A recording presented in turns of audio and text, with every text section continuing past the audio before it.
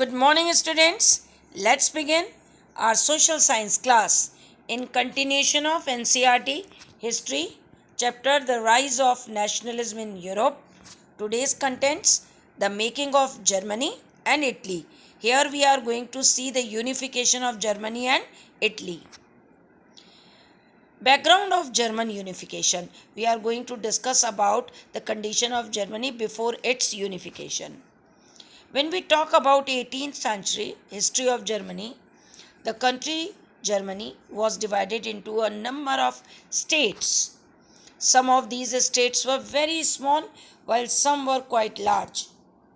After the period of 1848, the rise of nationalism was popular in almost all European states. German unification, basically many middle class people, students, professionals wanted to see unified Germany. If you check the blue part, it is considered as unified Germany. That was the dream of middle class people. They wanted democratic system which were known as nation state.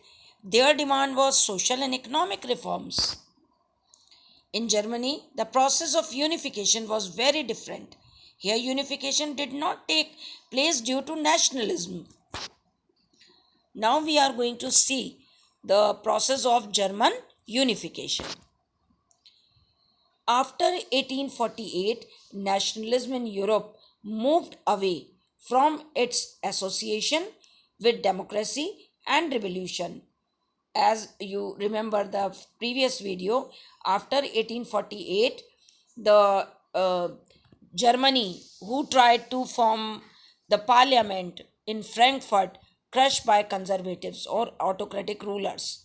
So, nationalist sentiments are often mobilized by conservatives for promoting state power and achieving political domination over Europe.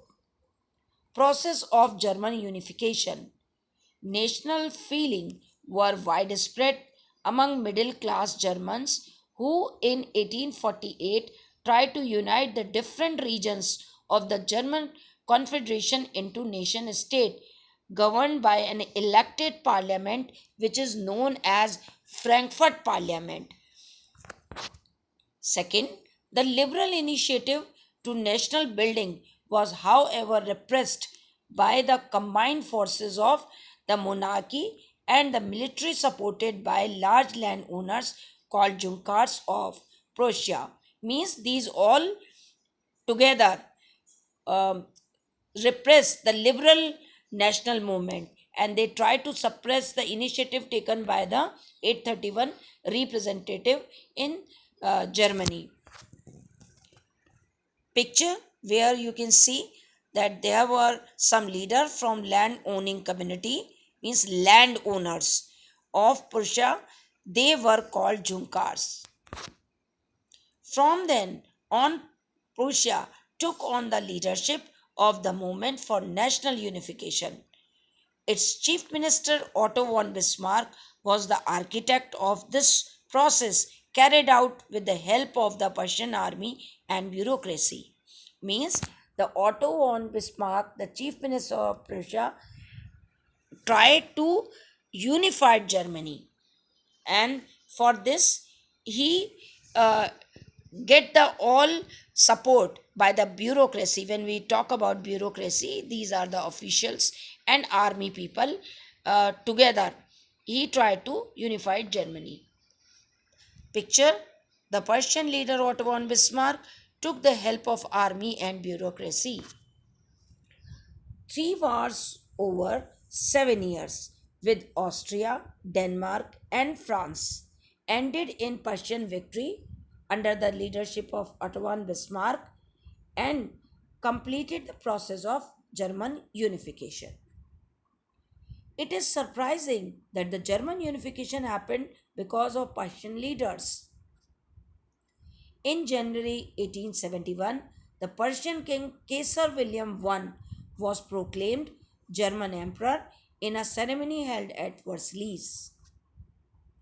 Picture the emperor of unified Germany was chosen to Caesar William I of Persia. This was done in the Hall of Mirrors at the Palace of Versailles. Question: briefly trace the process of German unification. All 5 points considered to be the answer of German unification. After the unification, the nation building process in Germany had demonstrated the dominance of Prussian state power. The new state placed a strong emphasis on modernizing the currency, banking, legal, and judicial system in Germany. Persian measures and practices often became a model for the rest of Germany. So, this is how German unified.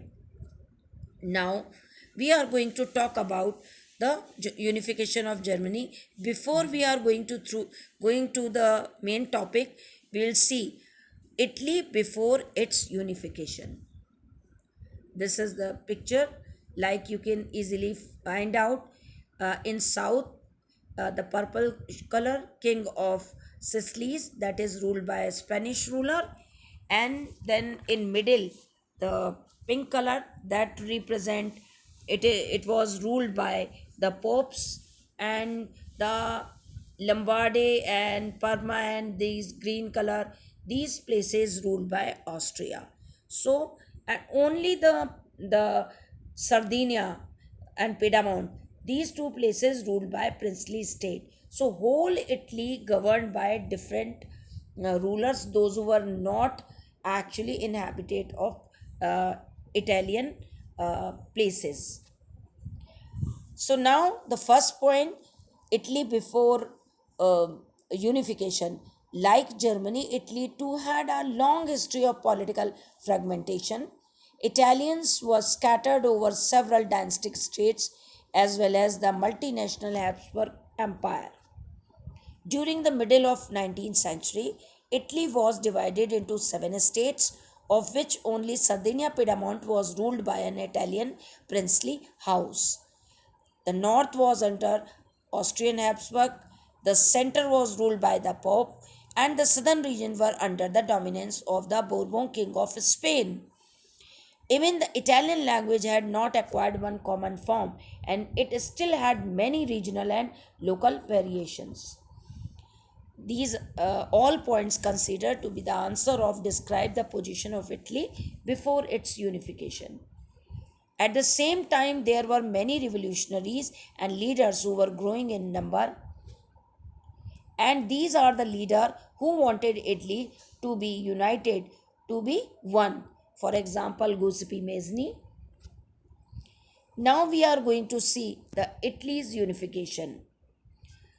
First, we are going to discuss about the role of Giuseppe Mazzini in unification of Italy. Mazzini, known as the soul of unification movement, founded Young Italy secret society that called for the unification of Italy under a representative government, stirred up revolt and was forced to flee to France.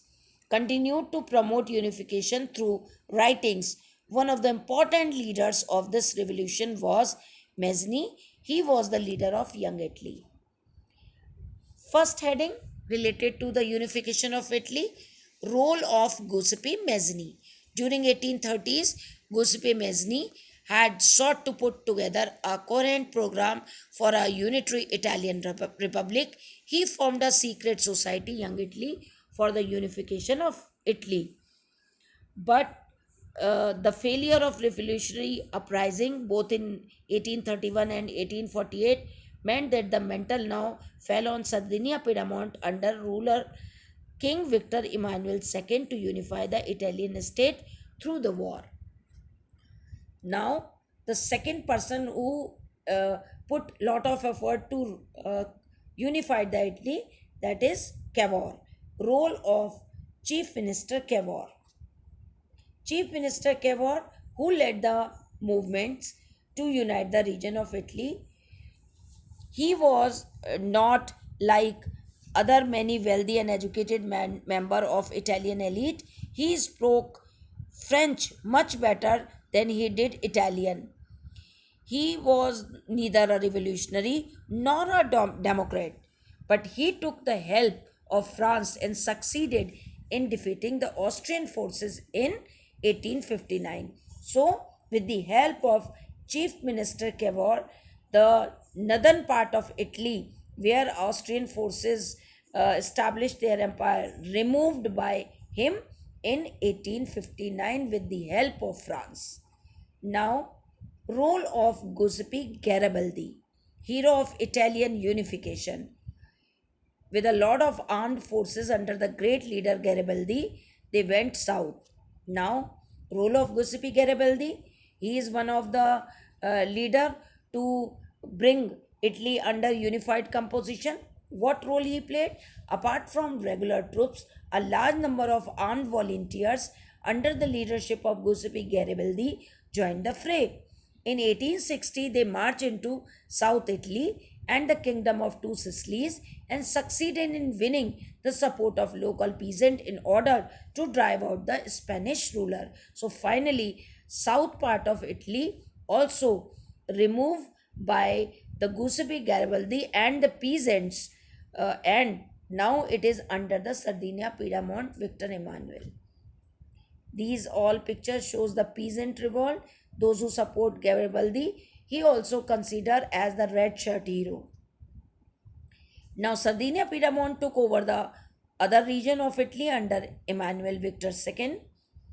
Under the rule of Victor Emmanuel II, Italy became a republic country in 1861. This is the picture of Emmanuel Victor II, who became the Emperor of independent Italy in 1861. And this map show that whole Italy now under the native ruler Victor Emmanuel II.